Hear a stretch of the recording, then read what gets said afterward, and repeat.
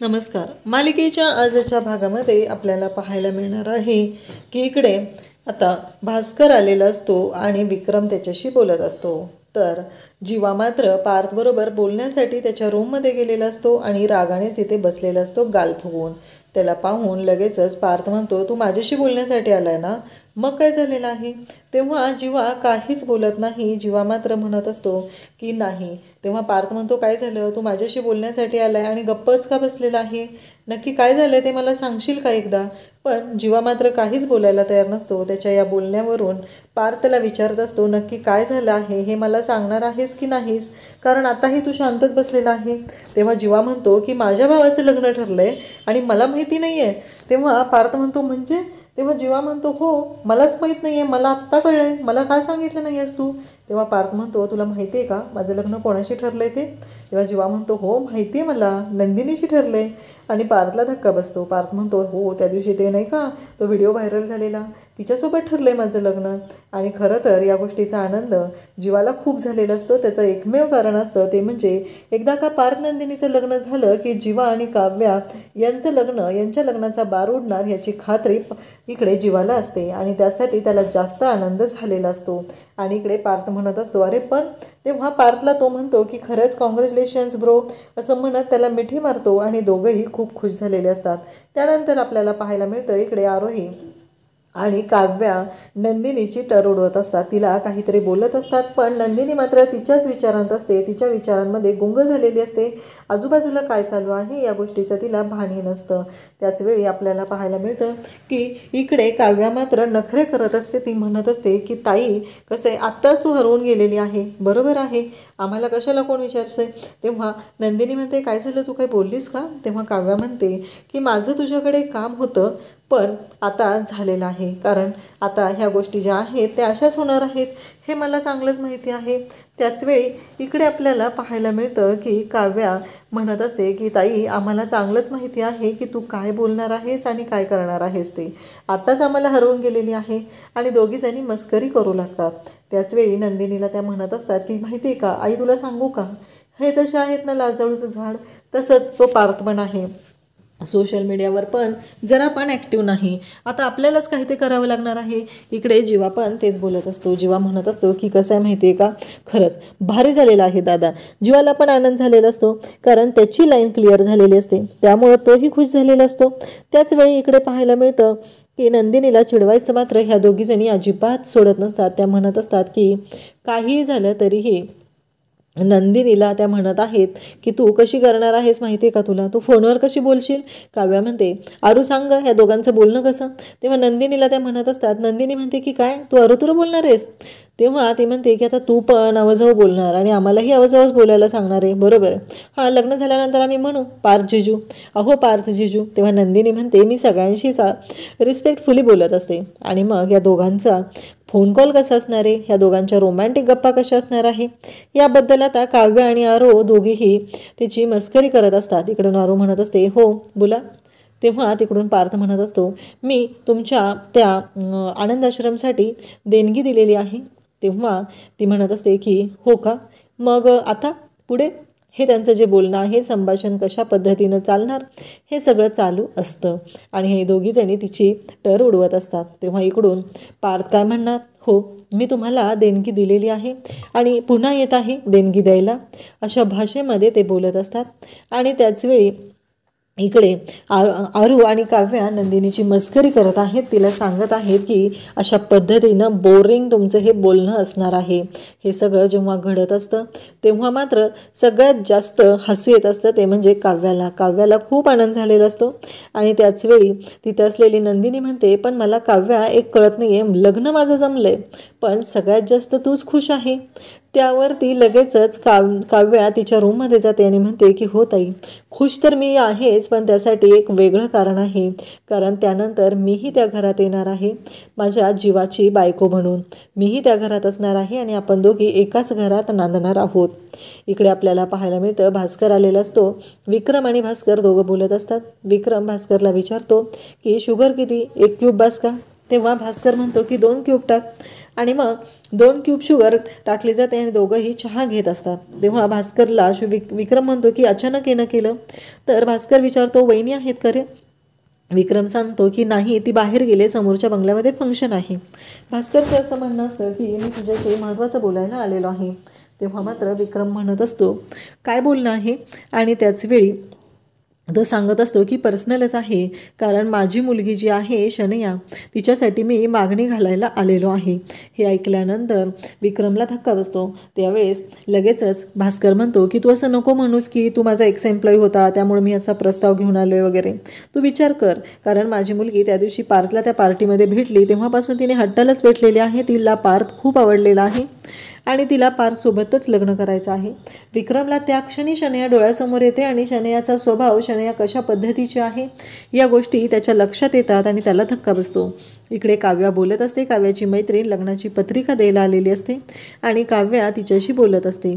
त्याचवेळी काव्या तिला म्हणत असते की आता माझ्याही बाबतीत क्लिअर होणार आहे. तेव्हा ती सांगत असते तेव्हा ती सांगते की फायनली मला पार्थने होकार दिलेला आहे. तेव्हा ती म्हणते म्हणजे? मग ही सांगू लागते की अगं तू जसं मला बोललेली ना तसं मी चिठ्ठी लिहिली आणि पार्थला ती चिठ्ठी दिली आणि पार्थने मला होकार दिलेला आहे. पार्थने त्या चिठ्ठीमध्ये स्वतःहून आय लव्ह यू टू लिहिलेलं होतं आणि मला खूप भारी वाटलेलं आहे. हे ऐकल्यानंतर काव्याच्या मैत्रिणीला खूप आनंद झालेला असतो आणि ती म्हणत असते की आता लवकरच घरातल्यांशी बोलून घ्या आणि तुम्ही दोघंही माझ्या घरी मला पत्रिका द्यायला जोडीने या, असं बोलत असते. त्याचवेळी पार्थ तिथं आलेला असतो आणि पार्थ म्हणतो सॉरी मी डिस्टर्ब केलं का तुम्हाला, असं म्हणत पार्थ तिथून निघतच असतो. आणि त्याचवेळी तिथे काव्या ही तिथे रम्या आणि रम्याची मैत्रीण असते. तर रम्याची मैत्रीण सांगते की माझ्या लग्नाची पत्रिका द्यायला आलेली होते, ही पत्रिका तुम्हाला पण. आणि पार्थला ती पत्रिका देते आणि यायला सांगते. पार्थ म्हणतो की 2 पत्रिकांची काय गरज आहे? बरोबर आहे ना रम्या, 2 पत्रिकांची गरज नाही आहे ना? आणि हे ऐकल्यानंतर रम्याच्या मैत्रिणीला धक्काच बसतो. म्हणजे पार्थ आत्तापासूनच एवढं सगळं बोलत आहे, हे सगळं करत आहे, या गोष्टीचं तिला कौतुकच वाटत असतं. इकडे विक्रमला आता बोलत आहे तो म्हणजे भास्कर पण हट्टाला पेटलेला आहे. त्याचं म्हणणं आहे की तुझा पार्थ जो आहे तो माझ्या शनयाला खूपच आवडलेला आहे, तर त्याच्यासाठी जे काय करता येईल ते आपल्याला करायला लागेल. आणि विक्रम तू टेन्शन घेऊ नकोस, तू जो निर्णय घेशील तो चांगलाच घेशील, पॉझिटिव्हच असेल हे मला माहिती आहे, तर तू नक्कीच विचार करून आम्हाला सांग, हे बोललं जात असतं. त्याचवेळी इकडे विक्रमला धक्का बसलेला आहे. विक्रमला ती मुलगी अजिबात पसंत नाही, कारण पार्थ एवढा शांत समजूतदार आहे आणि पार्थला अशी मुलगी मला अजिबात आवडत नाही असं विक्रमच्या मनात असतं. कारण पार्थला जशी मुलगी हवी आहे तशी त्यांनी निवडलेली आहे आणि तिला मागणीही घातलेली आहे, त्या मुलीकडूनही होकार आलेला आहे. फक्त आता ऑफिशियली जे मागणी घालायचं आहे तो प्रोग्राम करायचा असतो. इकडे आपल्याला पाहायला मिळतं की पार्थ इकडे जाता जाता रम्याला म्हणतो की तुझा ड्रेस खूप छान आहे. आणि मग रम्याची मैत्रीण तिला लगेच म्हणते की भारीच गं हे, म्हणजे तो भारी बोलून गेला तुझ्याजवळ. रम्या म्हणते हो ना, कारण पार्थ खरंच माझ्यावरती खूपच फिदा आहे, हे सगळं बोलणं चालू असतं. त्याचवेळी आपल्याला पाहायला मिळतं की इकडे पार्थची मैत्रीण म्हणते की लवकरच आता घरातल्यांशी एकदा बोलून घ्या आणि त्यानंतर पुढचा निर्णय फायनल करा, हे ती सांगत असते. त्याचवेळी रम्याला खूप आनंद झालेला असतो. फायनली तिचं पार्थचं लग्न होणार या आशेवरती ती असते. तर पार्थ तिथून जायला निघतो आणि रम्याला म्हणतो की तुझं झालं की तू नंतर ये, त्यानंतर आपण बाकीच्या गोष्टी बोलून घेऊया. इकडे आता पार्थ गेलेला आहे आणि नेमकी मानिनी घरी आलेली असते आणि मानिनी आल्यानंतर तिला विक्रम सांगत असतो की भास्कर आलेला होता. तेव्हा मानिनीला वाटतं की भास्कर आलेला होता म्हणजे त्याचं काहीतरी काम असेल म्हणून तो आला असेल. ती विचारत असते तर विक्रम सांगतो तसं नाही गं, तो आपल्या पार्थला मागणी घालायला आलेला होता. मानिनी मात्र हसत असते. ती म्हणत असते काय, त्या शनयासाठी? तेव्हा विक्रम म्हणतो हो ना, बघ ना आपल्या पार्थच्या आयुष्यात हे सगळं काय होत आहे. मानिनी म्हणते पार्थचा लग्नाचा योग मात्र जामच जोरदार आहे, हे माझ्या लक्षात यायलाच हवं होतं, असं बोललं जात असतं. आणि त्याचवेळी विक्रम मानिनीला म्हणत असतो की काही झालं तरी मी स्पष्टपणे नकार देणार आहे आणि त्याला सांगणार आहे की नाही, या लग्नाला मी होकार देऊ शकत नाही, हे सगळं बोलणं चाललेलं असतं. आणि त्याचवेळी इकडे विक्रम म्हणत असतो की काही झालं तरी आपला पार्थ कसा आहे त्याच्यासाठी आपण जी मुलगी पाहणार आहोत ती मुलगी ही तशाच पद्धतीची असली पाहिजे, असं त्याचं म्हणणं असतं. तर इकडे आता सगळे बसलेले असतात आणि नंदिनीला चिडवत आरू आणि ती घेऊन येत असते काव्या. त्याचवेळी आरू म्हणत असते की काही झालं तरीही आता माझं असं म्हणणं आहे की ताईने साडीच नेसली पाहिजे. त्यावर काव्या म्हणत असते की नाही, ताईने ड्रेसच घातला पाहिजे असा हट्ट दोघेही करून असतात. त्याचवेळी आपल्याला पाहायला मिळतं की इकडे आई म्हणत असते की हे बघ, तुला जे योग्य वाटेल ना ते तू कर, असं नको समजूस की हेच केलं पाहिजे तेच केलं पाहिजे, असं ती नंदिनीला समजत असते. आईचं म्हणणं असतं की ट्रॅडिशनल आहे, हा प्रोग्राम काय नेहमी नेहमी होणार नाही, त्यामुळं तिचं असं म्हणणं आहे की तुला जे वाटतंय ते तू करणार आहेसच, पण मला असं वाटत आहे की तू पुन्हा एकदा विचार केला पाहिजे, असं म्हणत ती समजूत घालत असते. आणि त्याचबरोबर बाबांचं असं म्हणणं आहे की नंदिनी, तुला जे योग्य वाटेल ते तू कर. त्यानंतर आपल्याला पाहायला मिळतं की विक्रम आता वसूबरोबर बोलायला आलेला असतो. कारण विक्रमला हिने सांगितलेलं असतं की तुम्ही वसुताईंशी एकदा बोलून घ्या, कारण ती त्यांची मुलगी आहे, धनंजय रावांची मुलगी आहे, ही गोष्ट त्यांना कळली पाहिजे, नाही तर खूप मोठा गोंधळ होईल, असं इकडे विक्रमला तिने सांगितलेलं असतं. मग विक्रम सह्या घ्यायला आलेला असतो आणि वसू मात्र सह्या करत असते. तेव्हा विक्रम म्हणतो की अगं हे काय करतेस तू, अशा डायरेक्ट सह्या का केलेल्या आहेत, तू एकदा विचारत तर जा, बघत जा, वाचत तरी जा. तेव्हा वसू म्हणत असते की त्याची काही गरज नाही, माझा तुझ्यावरती पूर्ण विश्वास आहे, म्हणूनच मी डोळे झाकून सह्या करू शकते. तेव्हा विक्रम म्हणतो आणखी मला तुझ्याशी बोलायचं होतं, ते म्हणजे रम्याबद्दल.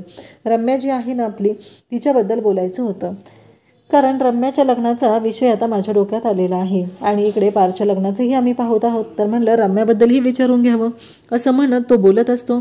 आणि इकडे तेवढ्यातच त्याला फोन येतो आणि सगळ्यात जास्त आनंद झालेला असतो तो म्हणजे वसूला. वसू म्हणत असते काय बोलतोय हा दादा, म्हणजे रम्याच्या बाबतीत यांच्याही मनात आहे तर, असं त्याच्या डोक्यात आलेलं असतं. आणि त्याचवेळी पार्थ आणि रम्या कामाचं बोलत असतात, त्यांची कामाचं डिस्कशन सुरू असतं. आणि त्याचवेळी वसूवरून पाहत असते, ती म्हणत असते कसं आहे, लहानपणापासून दोघं एकत्र वाढलेले आहेत, लहानाची मोठी झालेली आहेत, त्यामुळं काहीही झालं तरीही त्यांच्या आयुष्यात हा सुखाचा क्षण आला पाहिजे, ते दोघं एकत्र आले पाहिजेत, असं तिचं म्हणणं असतं. आणि पार्थ आणि रम्या त्यांच्या एका प्रोजेक्ट संदर्भात बोलत असतात, कारण ती कंपनी रम्याच्या बाबांची असते आणि त्या कंपनीमध्ये जे काही घडत असतं ते सगळं पार्थ सांभाळत असतो, बिझनेस छान पद्धतीने सांभाळत असतो आणि रम्या पण जसं जमेल तसं त्याला मदत करत असते. तर पार्थ आणि रम्या ते एकमेकांचा जो प्रोजेक्ट आहे तो एकमेकांना समजून सांगत असतात आणि बोलत असतात. त्याचवेळी आपल्याला पाहायला मिळतं की विक्रम ते वरून पाहत असतो आणि त्याचबरोबर वसूही पाहत असते. खरं तर रम्याच्या मनात असं आहे की पार्थने मला होकार दिलेला आहे, पण पार्थला माहितीच नाही, कारण त्याने तिला होकार दिलेलाच नाही, कारण त्या चिठ्ठीवरती त्या लव्ह लेटरमध्ये गोंधळ घातलेला असतो तो पिहूने. तर उद्याच्या भागात आपल्याला पाहायला मिळणार आहे की पार्थसाठी आता लग्नाची मागणी घातलेली आहे. पार्थ आणि रम्याच्या लग्नाचं बोलणं सुरू होत असतं. नंदिनी म्हणत असते की माझं आणि पार्थचं एकमेकांवरती प्रेम आहे. तेव्हा पार्थ म्हणतो की कसं शक्य आहे, हे शक्यच नाही. तेव्हा नंदिनी म्हणत असते म्हणजे काय म्हणायचं आहे तुला. तेव्हा पार्थ म्हणतो की म्हणजे अरे मला माहितीच नाही आहे याबद्दल, तू मला आता असं काय सांगत आहेस. तेव्हा नंदिनी म्हणते म्हणजे अरे तू स्वतः मला त्या लेटरवरती आय टू लव्ह यू म्हणून लिहून पाठवलेलं आहे. पार्थ म्हणतो की मी असं कोणतं लेटर पाहिलेलंच नाही. नंदिनी त्याला समजून सांगण्याचा प्रयत्न करत आहे, पण पार्थचं असं म्हणणं आहे की माझ्याकडे असं कोणतंही लेटर मिळालंच नाही, मी कोणत्याच लेटरवरती तुला सांगितलेलं नाही किंवा लिहिलेलं नाही. तेव्हा पार्थ म्हणतो की माझं तुझ्यावरती प्रेम नाही, मला तुझ्यासोबत लग्न करायचं नाही, इतकं स्पष्टपणे पार्थ तिला सांगत असतो. तेव्हा इकडे रम्याला मात्र खूप रडू आलेलं असतं, ती ढसाढसा रडायला लागलेली असते. तिचं असं म्हणणं असतं की नाही पार्थ तू मला फसवतोयस. तेव्हा पार्थ म्हणतो हे बघ मी असं काहीही केलेलं नाही. तेव्हा मात्र इकडे वसू पाहत असते, कारण रम्या रडायला लागलेली असते आणि वसूला रम्याची काळजी वाटत असते. तेव्हा पार्थ म्हणत असतो मी असं कोणतंही लेटर लिहिलेलं नाही किंवा कोणत्याही लेटरवरती मी असं काहीही लिहिलेलं नाही, असं ती स्पष्टपणे तिला सांगत आहे. तेव्हा मात्र इकडे मानिनी त्याचबरोबर विक्रम यांना धक्का बसलेला आहे की हे सगळं कसं शक्य आहे, कारण एवढं स्पष्टपणे पार्थ तर सांगत आहे, मग रम्याचा असा गैरसमज का झालेला आहे हे त्याचं बोलणं असतं. त्यावेळेस विक्रम म्हणत असतो की कसं शक्य आहे म्हणजे, आणि मग पार्थने स्पष्टपणे सांगितलेलं असतं आणि वसू आता पुढे येते आणि म्हणते की विक्रम, मी मोठी बहीण आहे, आपल्याकडे भावाच्या मुलाला मुलगी देण्याची प्रथा आहे, तर मला असं वाटतंय की मी रम्यासाठी पार्थला मागणी घालत आहे, माझ्या रम्याला तुझ्या घरची सून करून घेशील का? हे जेव्हा वसू बोलते तेव्हा विक्रमला मात्र धक्का बसलेला असतो, कारण ऑलरेडी भास्करने मागणी घातलेली असते आणि आता हे नवीनच आणखी काहीतरी पुढं आलेलं असतं. या सगळ्यातून मार्ग काढत आपल्याला पुढं जायचं आहे आणि पार्थ आणि नंदिनीचा आता संसार सुखाचा होताना कसा पाहायला मिळणार आहे, कारण इथून पहिला विरोध तर आता वसूचा असणार आहे. एकतर नंदिनी ही धनंजयची मुलगी आहे आणि दुसरं म्हणजे माझ्या रम्याला नाकारलेला आहे हा रागही तिच्या मनात असणार आहे. नंदिनीसाठी हा प्रवास किती खडतर असणार हे आपल्याला पुढे पाहायला मिळणार आहे. अशाच अपडेटसाठी चॅनलला सबस्क्राईब करा. थँक्यू.